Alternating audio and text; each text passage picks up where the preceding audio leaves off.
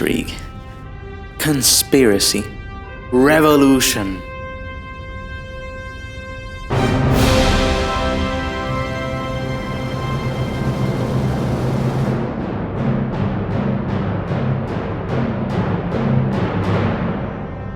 Adventure, war, life and death. Industrial Revolution. Modern civilization. Mars colonization. Thanks to this.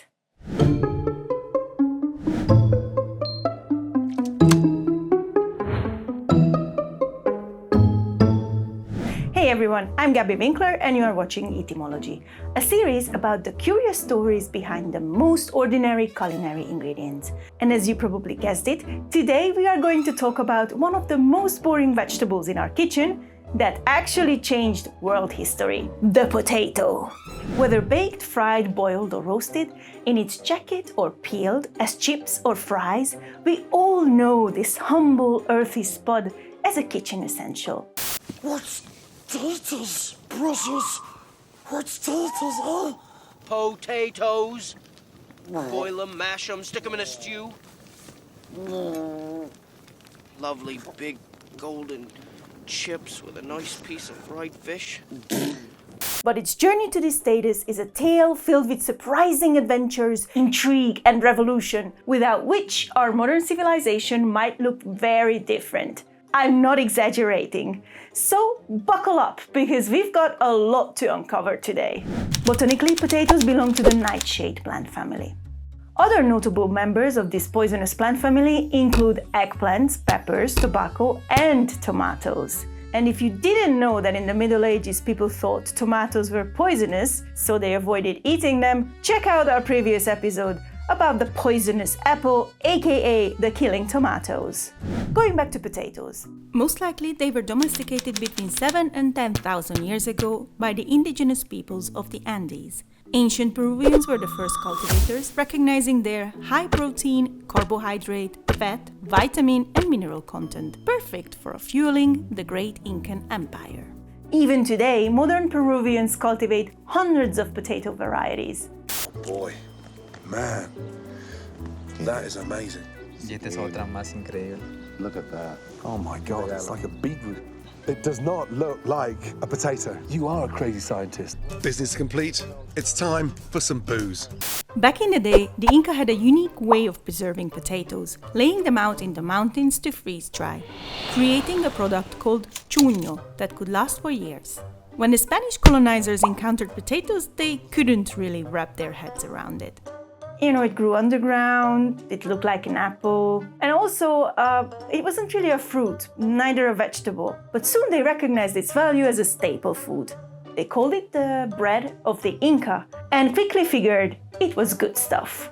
Sadly, we cannot talk about the history of potatoes without mentioning one of the most tragic chapters of world history.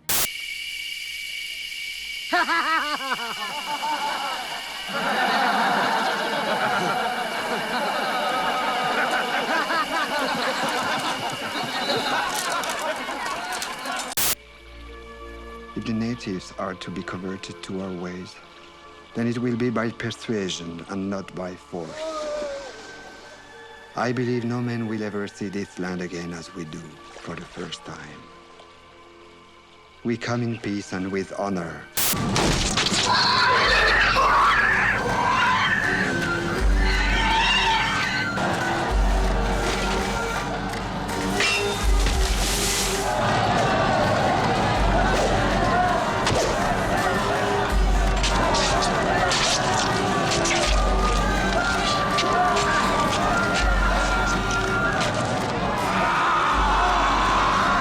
Yes, the impact of the Spanish conquest.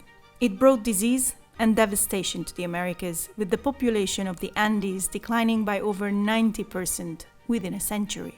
We don't really know how many people were living there before 1492, when the Spanish arrived, but historians believe it was around 9 million in 1520. But by 1620, only 600,000 remained. So, potatoes finally arrived to Europe. However, Europeans weren't so eager to try them. It had a weird shape, it was a nightshade, people said that it caused diseases, so people were very skeptical about them. Another issue was that potatoes were not mentioned in the Bible. Suspicious. Some even called it the devil's apple, and others said it was used by witches to make flying ointments. They considered it a dirty vegetable, and after biting into a raw one, they were pretty sure it wasn't food. Also, the first potatoes to arrive in Europe were not as pretty as the ones that we know today. And they were not really the same color. They could be red, black, purple, or deathly white. All of which reminded people of deformities caused by leprosy, the most disgusting disease of the Middle Ages.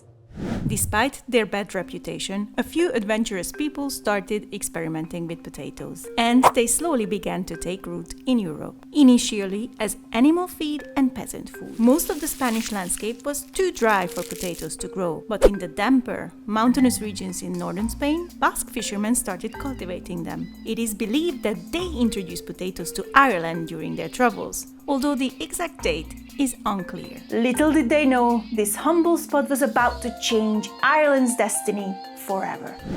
As potatoes started popping up all over Europe, they weren't just catching the eyes of farmers.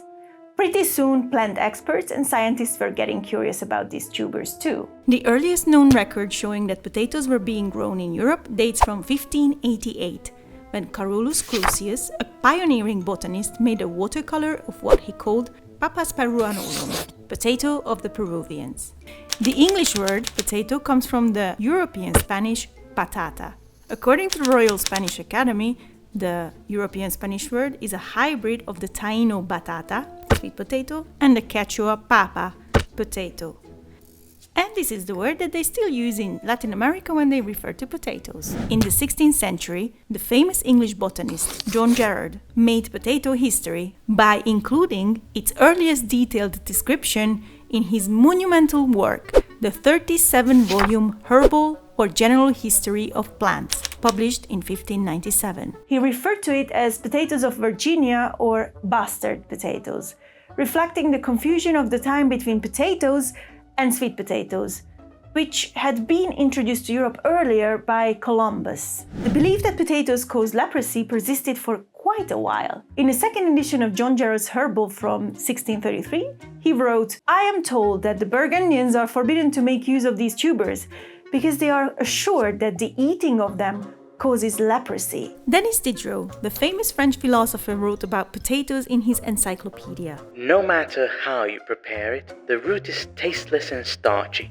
It cannot be regarded as an enjoyable food, but it proves abundant, reasonably healthy food for men who want nothing but sustenance.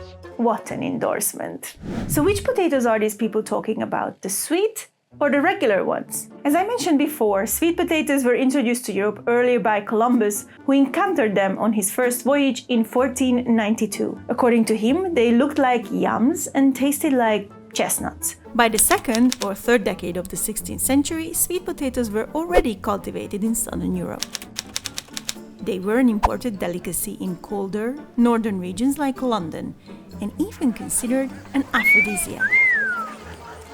It is said that King Henry VIII was particularly fond of them. So how did ordinary potatoes become popular if they were hated so much? As always, there are a couple of different legends about how people discovered that potatoes could be tasty. One involves Sir Francis Drake, who supposedly gave some potato plants to a friend who mistakenly cooked the plant's berries rather than the tubers. Disappointed by the taste, the friend ordered the plants to be burnt. A gardener happened to break open a potato that rolled out from the fire, nicely baked. He tasted it and found it delicious, and the potato was saved. Unfortunately, like many food history legends, this is not true. Another figure often credited with popularizing potatoes is Sir Walter Raleigh, English adventurer. According to legend, Raleigh served a plate of boiled potatoes to Queen Elizabeth I on his return to England. In reality, Raleigh never went to Virginia, not North Carolina, and even the settlers he had sent there could not have found the potato for the simple reason that it was not native to North America. So who did really introduce potatoes to Europe and what contributed to their rise? Well, if you are interested, stay tuned for the next episode where we're going to talk about why Frederick the Great from Prussia was called the Potato King, how a French pharmacist came up with an ingenious marketing strategy to popularize potatoes in France, and how a disease of this humble spud led to the Irish Great Famine, killing at least 1 million people. Well, thank you for watching Etymology. Don't miss the next episode. See you next time. Bye!